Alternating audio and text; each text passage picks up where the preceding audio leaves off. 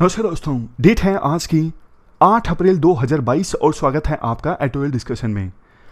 हिंदू में देखो आज डिस्कस करने लायक आर्टिकल्स हैं नहीं।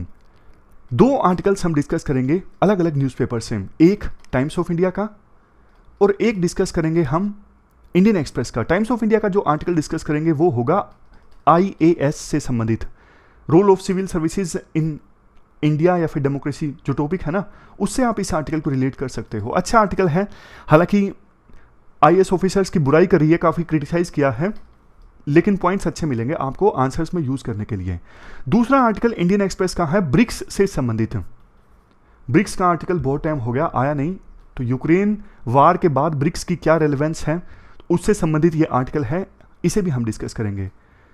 कोट है प्लेटो का, वो कहते हैं देखो एजुकेटेड पर्सन की निशानी ये है कि एजुकेटेड पर्सन जो होता है ना, वो तैयार होता है अपनी नॉलेज और स्किल्स को यूज करने के लिए, ताकि सोसाइटी की जो प्रॉब्लम्स है ना उन्हें सोल्व किया जा सके।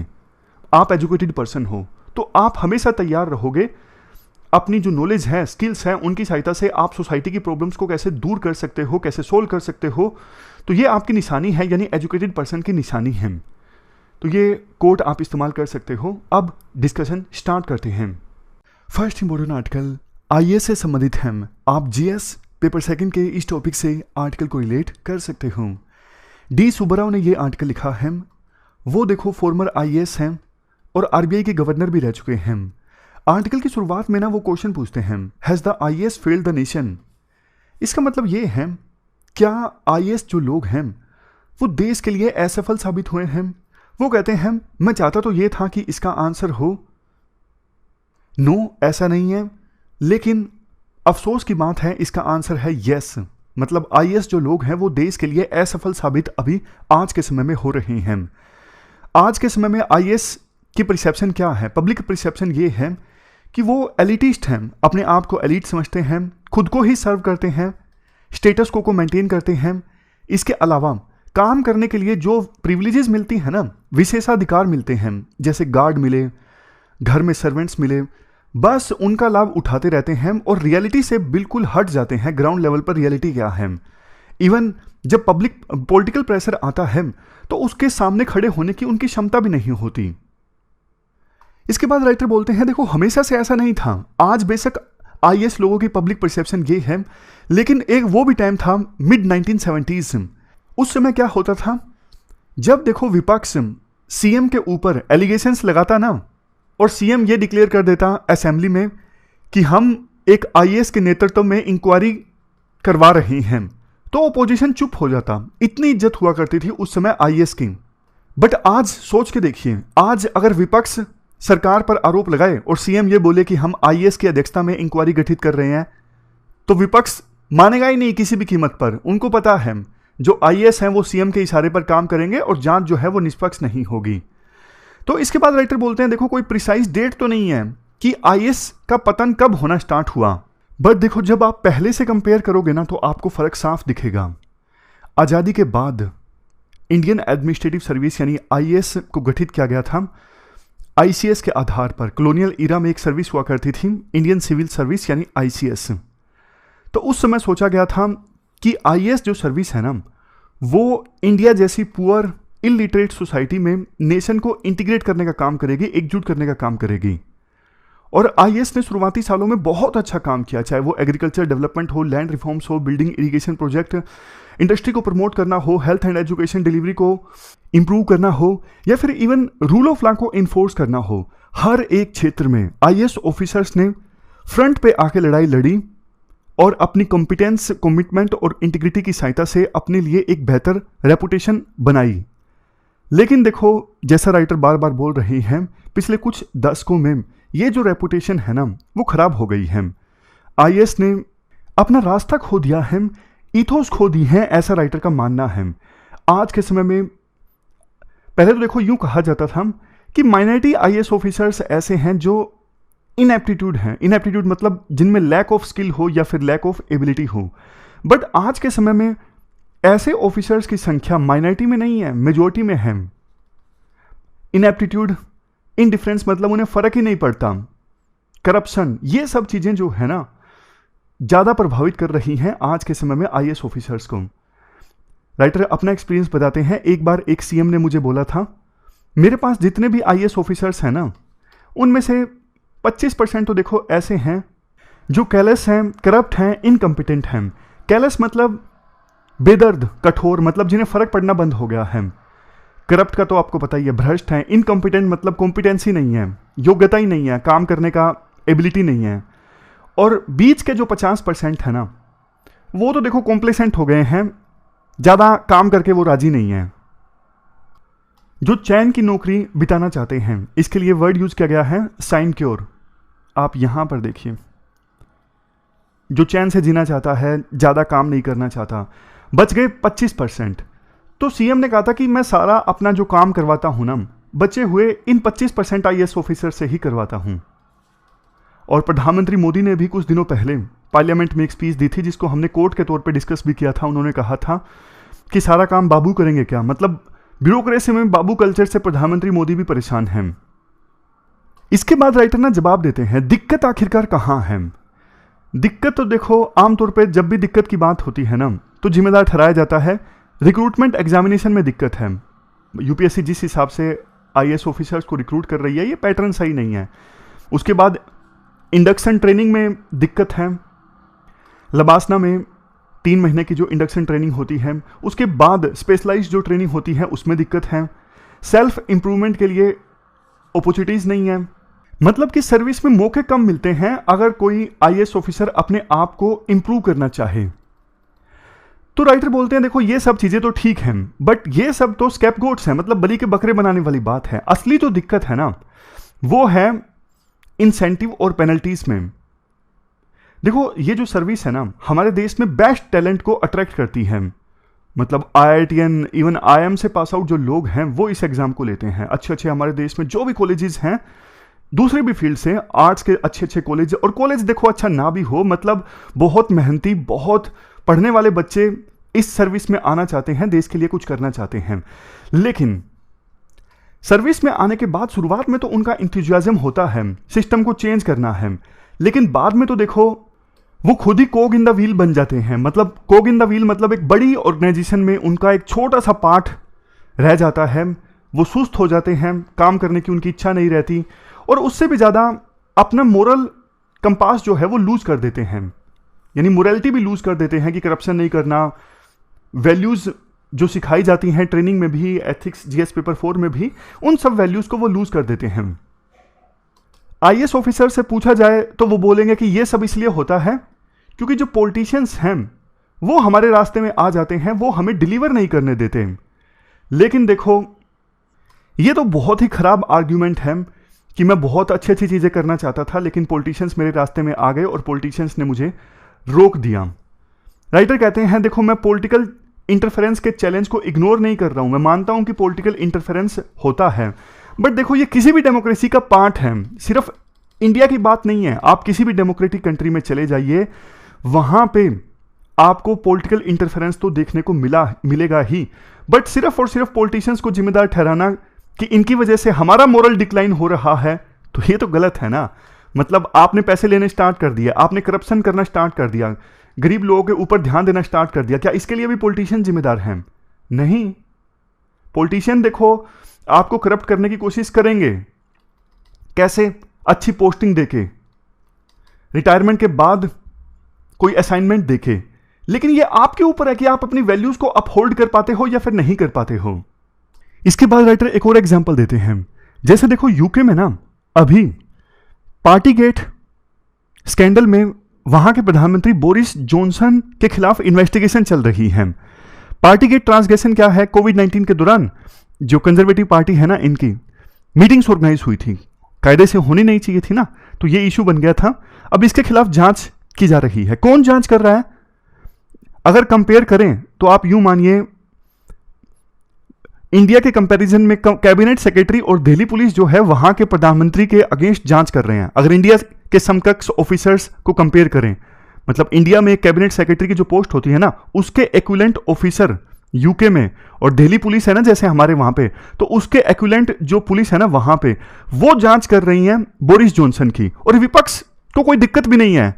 लेकिन आप मतलब एज्यूम कर सकते हो, इमेजिन कर सकते हो कि इंडिया में ऐसा हो, प्रधानमंत्री मोदी के खिलाफ कोई आरोप लगे और दिल्ली पुलिस जांच करे या फिर कैबिनेट सेक्रेटरी जांच करे और ओपोजिशन कुछ बोले ना? ओपोजिशन मानेगा ही नहीं। ओपोजिशन बोलेगा अरे दिल्ली पुलिस का क्या है, कैबिनेट सेक्रेटरी का क्या है, ये तो प्रधानमंत्री के इशारों पर काम करते हैं, जांच निष्पक्ष नहीं होगी। तो वहां पे इंस्टीट्यूशंस की वैल्यू है, ऑफिसर्स की वैल्यू है, मतलब रेपुटेशन है। इंडिया में ऐसा नहीं है। तो अब बात करते हैं असली जड़ है क्या जिसकी वजह से सर्विस की रेपुटेशन खराब हुई है। इंसेंटिव और पेनल्टीज। इंसेंटिव मतलब देखो, आईएएस ऑफिसर्स के ऊपर कोई प्रेशर ही नहीं है परफॉर्म करने का या फिर रिजल्ट्स डिलीवर करने का। जब देखो आप प्राइवेट कंपनीज में देखिए, जब लोगों के ऊपर प्रेशर होता है काम करने का, इंसेंटिव भी होता है कि अच्छा काम करोगे तो इंसेंटिव मिलेगा, प्रमोशन जल्दी होगी, डिविडेंड मिलेगा, सैलरी इंक्रीज होगी, तो वो ज़्यादा अच्छा काम भी करते हैं। लेकिन आईएएस ऑफिसर को कोई इंसेंटिव नहीं है। उनको पता है उतनी सैलरी आनी है, उतनी देर में प्रमोशन होगा, तो फिर ज़्यादा काम करके क्या फ़ायदा, या फिर इफेक्टिव ढंग से काम करके क्या फ़ायदा? मन करता है तो काम करते हैं, मन नहीं करता तो काम नहीं करते। ये एक सिस्टम ना हमारे देश का ऐसा सिस्टम बन चुका है जिसमें स्मार्ट, इंथुजियास्टिक और कैपेबल लोग जो हैं वो ऊपर तक नहीं जाते। मतलब एश्योरेंस नहीं है कि आप स्मार्टली काम करोगे, जोश के साथ काम करोगे तो ऊपर जाओगे। सिस्टम ऐसा नहीं है जिसमें कि करप्ट ऑफिसर्स जो हैं, सुस्त जो हैं, इनकॉम्पिटेंट जो है वो सिस्टम से बाहर हो जाएं। कायदे से होना ऐसा ही चाहिए। ये सिस्टम ऐसा बन चुका है जो कि देखो मीडियोक्रिटी और रिस्क एवर्जन को प्रमोट करता है। हर एक ऑफिसर जो है ना अपनी स्किन बचाने की कोशिश करता है कि मेरे पे बात नहीं आनी चाहिए। इस चक्कर में वो कोई काम करता ही नहीं है। मतलब बहुत सारे करने के जो काम है ना वो फाइल अटका के रखता है सिर्फ इसलिए कि मेरे पे बात नहीं आनी चाहिए। अब आप सोचोगे अरे ये तो हर ऑफिसर चाहेगा ना कि अपने ऊपर कौन बात लेना चाहेगा, लेकिन वो बात तो ठीक है। मतलब आप थोड़ा हाथ पैर मारोगे ना, जैसे आपने हायर अथॉरिटीज को लेटर लिख दिया कि इस केस में क्या करना चाहिए, दूसरे डिपार्टमेंट को लेटर लिख दिया, तो कुछ ऑफिसर अच्छे होते हैं, काम करवा लेते हैं। कुछ क्या करते हैं, अरे छोड़ो ना यार, फाइल अटके रहने दो। तो फाइल अटकी रहती है ना, डेवलपमेंट के काम रुक जाते हैं, गरीब लोगों को स्कीम्स का लाभ नहीं मिल पाता। लास्ट में राइटर बोलते हैं देखो आईएएस को ना रिफॉर्म करना होगा। यहां पे मेरिटोक्रेसी बननी चाहिए। जो लोग अच्छे ऑफिसर्स हैं ना वो ऊपर जाने चाहिए और एक निश्चित समय के बाद में इवैल्यूएशन होना चाहिए। प्रावधान तो है अभी भी, 25 साल की सर्विस के बाद इवैल्यूएशन होता है, असेसमेंट होता है, बट उतना अच्छे ढंग से नहीं होता। क्यों? वही बात है, मतलब आईएएस लॉबी काफी स्ट्रोंग है, वो विरोध करने लगते हैं, इसलिए सरकार भी ज्यादा पीछे पड़ती नहीं है। तो पॉइंट यही है, सिस्टम ऐसा होना चाहिए कि जो ऑफिसर्स इंथुसियास्टिक हैं, जोश हैं, जिनमें जो चेंज करना चाहते हैं वो ऊपर जाएं, लेकिन जो लेजी हैं, इनकॉम्पिटेंट है, वो सिस्टम से बाहर हो जाएं। अब ऐसा सिस्टम आप लाओगे तो जाहिर तौर पर रेसिस्टेंस होगा, विरोध किया जाएगा ये ऑफिसर्स के द्वारा। लेकिन असली सरकार तो देखो वही है जो इस विरोध को पहचाने, जो लोग काम नहीं कर रहे हैं उनकी छुट्टी करे, नए ऑफिसर्स रिक्रूट करे। वैकेंसी इतनी कम निकालती है सरकार, जो काम नहीं करते हैं उनको निकाल देना चाहिए ना। वैकेंसी इंक्रीज कर दो, आप 2000 रिक्रूट कर लो। मतलब अभी वैकेंसी कितनी कम निकालती है, उसमें से भी एक्चुअली आईएएस जिसकी हम बात कर रहे हैं वो तो कम ही होते हैं, 180 के आसपास। लास्ट में बस एक पॉइंट वो बैलेंस आउट करने के लिए बोल देते हैं कि देखो मैं इस बात को एक्नॉलेज करता हूं, सैकड़ों आईएएस ऑफिसर्स ऐसे हैं जो दिन रात काम कर रहे हैं और जो सिस्टम को सुधारना चाहते हैं, लेकिन मैं ओवरऑल सिनेरियो की बात कर रहा हूं और मैं उनके काम को इग्नोर नहीं कर रहा हूं। तो ये तो बैलेंस आउट करने वाली बात हो गई। तो ये पूरा आर्टिकल हमने डिस्कस किया, क्या आईएएस देश के लिए असफल साबित हुए हैं। चलते हैं आगे। इसके बाद नेक्स्ट आर्टिकल ब्रिक्स से संबंधित है, ये इंडियन एक्सप्रेस का है। आप जीएस पेपर 2 के इन टॉपिक से आर्टिकल को रिलेट कर सकते हो। क्या कंटेस्ट है, देखो ब्रिक्स जब बना था ना तो एक मकसद ब्रिक्स का ये था, मल्टीपोलर वर्ल्ड ऑर्डर इस्टेब्लिश करना। मल्टीपोलर वर्ल्ड ऑर्डर मतलब कि उस समय ना ये जो देश थे ना शुरू में एक साथ आए, रशिया, चाइना और इंडिया, बाद में ब्राजील और साउथ अफ्रीका भी एक साथ आ गए थे। तो ये वो देश हैं जो नहीं चाहते थे कि वेस्ट का पूरे वर्ल्ड पे दबदबा हो। मतलब USA unipolar world order establish करना चाहता है। यूएसए ने क्या किया, 2001 में अफगानिस्तान के ऊपर अटैक किया, 2003 में इराक के ऊपर अटैक किया। मतलब अपनी मनमर्जी से काम कर रहा था यूएसए और अपने अलाइड कंट्रीज के साथ मिलके। लेकिन ये देश एक साथ आए, ये बोले कि देखो वर्ल्ड में सिर्फ एक ही पोल नहीं होना चाहिए यूएसए की फॉर्म में, एकमात्र बड़ी पावर नहीं होनी चाहिए, वर्ल्ड ना बैलेंस होना चाहिए। मतलब कि कई सारे पोल होने चाहिए और उन पोल्स के बीच में एक बैलेंस होना चाहिए, जो कि कंसेप्ट है बैलेंस ऑफ पावर का। हालांकि देखो, ये बैलेंस ऑफ पावर का जो कंसेप्ट है ना, ये पॉलिटिकल साइंस में आता है। रियलिस्ट बोलते हैं वर्ल्ड में ना पीस इस्टेब्लिश की जा सकती है बैलेंस ऑफ पावर इस्टेब्लिश करके। मैं आपको सिंपल भाषा में बता देता हूं, इतना डीप में जाने की आवश्यकता है नहीं। देखो, अगर पूरे वर्ल्ड में यूएस से इतनी बड़ी पावर है और बाकी छोटी छोटी पावर हैं, चाइना, इंडिया, रशिया, जापान, तो ना ऐसी सिचुएशन में यूएस क्या करेगा? अपनी मनमानी करेगा, जहां चाहा वहां कू कर दिया, मतलब सत्ता परिवर्तन कर दिया, जहां मर्जी की वहां युद्ध छेड़ दिया। तो ऐसी सिचुएशन में ना थोड़ी इंस्टेबिलिटी रहेगी वर्ल्ड में। लेकिन मान लीजिए इतनी बड़ी पावर यूएसए है, इतनी बड़ी पावर फिर चाइना है, फिर रशिया है, इंडिया है, जापान है। अगर कई सारे पोल्स हैं और पोल्स के बीच में बैलेंस रहता है, जैसे रशिया और चाइना आपस में मिल गए, दोनों पोल मिल गए तो यूएसए का सामना कर सकते हैं, तो फिर यूएसए अपनी मनमानी नहीं करेगा, बैलेंस बन गया एक। समझ रहे हो? तो ये रियलिस्ट का मानना है कि बैलेंस ऑफ पावर रहता है तो इससे वर्ल्ड में पीस रहती है। बट देखो, बैलेंस ऑफ पावर तभी स्टैब्लिश होगी ना जब मल्टीपोलर वर्ल्ड ऑर्डर होगा, कई सारे पोल्स होंगे। अगर यूएसए एकमात्र बहुत बड़ी पावर हुआ, हर चीज में यूएसए का दबदबा, इंटरनेशनल इंस्टीट्यूशंस में यूएसए का दबदबा, हर जगह सोच भी यूएसए की, आइडियोलॉजी भी यूएसए की, आइडियोलॉजी का डोमिनेंस, डॉलर का डोमिनेंस, तो फिर वर्ल्ड पीसफुल नहीं रहेगा, ऐसा मानना है इंडिया का भी, रशिया का भी। इसी सोच के चलते इन्होंने ना ब्रिक्स स्टैब्लिश किया था वेस्ट के यूनिपोलर वर्ल्ड ऑर्डर के अगेंस्ट। बट बाद में देखो, ब्रिक्स में भी कॉन्ट्राडिक्शंस आ गई। कॉन्ट्राडिक्शंस मतलब इंडिया और चाइना के बीच में रिलेशंस खराब है, आपको पता है। ये जो ब्राजील और साउथ अफ्रीका है, ये तो उतने पावरफुल रह भी नहीं, इसके मतलब इकोनॉमी पहले तो इनकी ग्रो कर रही थी ठीक ठाक ढंग से, बाद में इतना तेजी से इनकी इकोनॉमी ने ग्रो नहीं किया, तो फिर ब्रिक्स थोड़ा ठंडे बस्ते में चल गया। लेकिन अब एक बार फिर से ब्रिक्स का जो आइडिया है ना, वो बढ़िया ढंग से इमर्ज होकर आया है। क्योंकि जैसा यूक्रेन वार में देखने को मिला है ना, ऐसा देखने को मिला जैसे इंफॉर्मेशन वारफेयर देखने को मिला रशिया के अगेंस्ट, पूरा वेस्ट एकजुट हो गया, वो अपनी सोच को फिर से पूरे वर्ल्ड पर इंपोज करने की कोशिश कर रहे हैं। कोल्ड वार के दौरान तो देखो, उन्होंने कल्चर की बात की थी, आइडियोलॉजी की बात की थी कि हमारा जो आइडियोलॉजी है, लिबरलिज्म जो है वो ज़्यादा सही है, कम्युनिज्म खराब है। लेकिन अब वो डेमोक्रेसी की बात करने लगे हैं कि ये लड़ाई है democratic versus non democratic countries की। तो मतलब अपनी सोच को, अपनी जो उनकी थिंकिंग है ना, उसको पूरे वर्ल्ड पे वो इंपोज करने की कोशिश कर रहे हैं। तो इसी चीज़ के अगेंस्ट तो ब्रिक्स बना था। तो ब्रिक्स जो है ना, वो एक बार फिर से थोड़ा मजबूत होगा, लेकिन इस बार साउथ अफ्रीका और ब्राजील वो साथ नहीं होंगे। तो ब्रिक्स में से अगर इन दोनों को हटा देना, किसको? ब्राजील और साउथ अफ्रीका को, तो 3 देश बचते हैं, RIC, Russia, India, China. China के जो विदेश मंत्री है ना, वो इंडिया की यात्रा पर आए आश्चर्यजनक रूप से।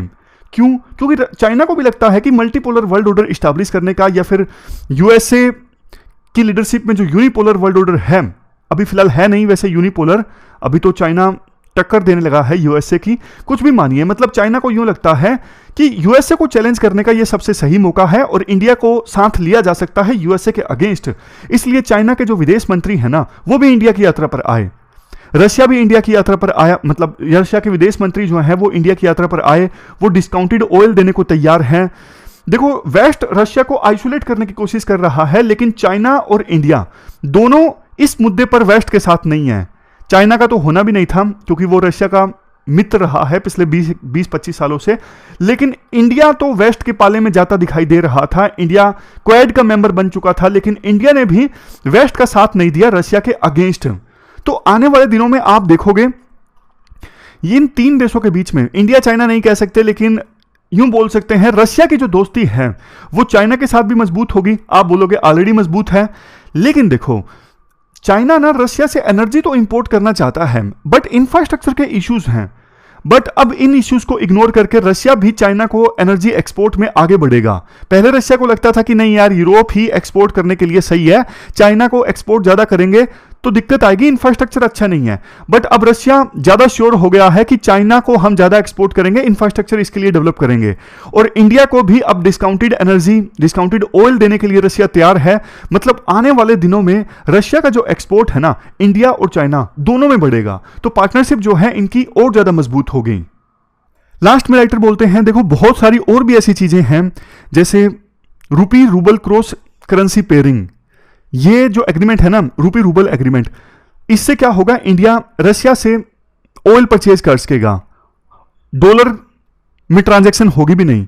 तो ऐसे ही अरेंजमेंट रशिया कुछ दूसरे देशों के साथ कर रहा है, जैसे चाइना। अब स्विफ्ट जो एक सोसाइटी है, इंटरबैंक अगर पैसों का ट्रांसफर होता है तो मैसेजिंग चलती है इस सोसाइटी के थ्रू, इस सिस्टम के थ्रू। रशिया से इसको निकाल दिया, तो अब इंडिया का अलग से एक सिस्टम है, ऐसा ही sovereign financial messaging system. India रुपए भी प्रपोज कर रहा है कि आप हमारा रुपए अपना लीजिए। तो इससे क्या है, इससे हो रहा है डी डॉलराइजेशन, एक जो आर्टिकल हमने डिस्कस किया था। बहुत ट्रांजैक्शंस अब बिना डॉलर के होने लगेंगी। अब देखो, कहने को कुछ लोग बोल सकते हैं कि डॉलर की जो हेजमनी है काफी ज्यादा है, बट देखो आप ये तो बोल ही सकते हो ना कि अब रुपी में अगर ट्रांजैक्शन होगी, स्विफ्ट के बिना ट्रांजैक्शन होगी, तो मतलब वेस्ट की जो हेजमनी है ना वो खत्म हो रही है और एक अल्टरनेटिव जो वर्ल्ड ऑर्डर है ना वो ही इमर्ज होके आ रहा है, ऐसा राइटर का मानना है। राइटर ये भी बोलते हैं, जो बात हमने कल के आर्टिकल में डिस्कस की थी क्लैश ऑफ सिविलाइजेशन से संबंधित, कि इंडिया अभी एक ब्राइट स्पॉट में है। इंडिया ना तो देखो वेस्ट के अगेंस्ट गया है, हाँ बात नहीं मानी, वेस्ट का प्रेशर नहीं माना, लेकिन ऐसा नहीं है कि इंडिया ने वेस्ट का विरोध कर दिया है, और ना ही इंडिया रशिया के विरोध में गया है। तो इंडिया अब एक बहुत ही अच्छी बेहतर पोजीशन में है, जहां इंडिया की डिमांड काफी ज्यादा है, और इसी का नतीजा है कि यूक्रेन वार के स्टार्ट होने के बाद कई सारे देशों के जो विदेश मंत्री या फिर डिप्लोमेट्स हैं वो इंडिया की यात्रा पर आए, इंडिया से यूक्रेन वार पर समर्थन हासिल करने के लिए या फिर इंडिया से कंसल्ट करने के लिए। तो इंडिया एक ब्राइट स्पॉट में है, ये अच्छी बात है। तो ये हमने पूरा आर्टिकल डिस्कस किया ब्रिक्स से संबंधित। हमारी आज की इस डिस्कशन में इतना ही है। Thank you very much for discussion.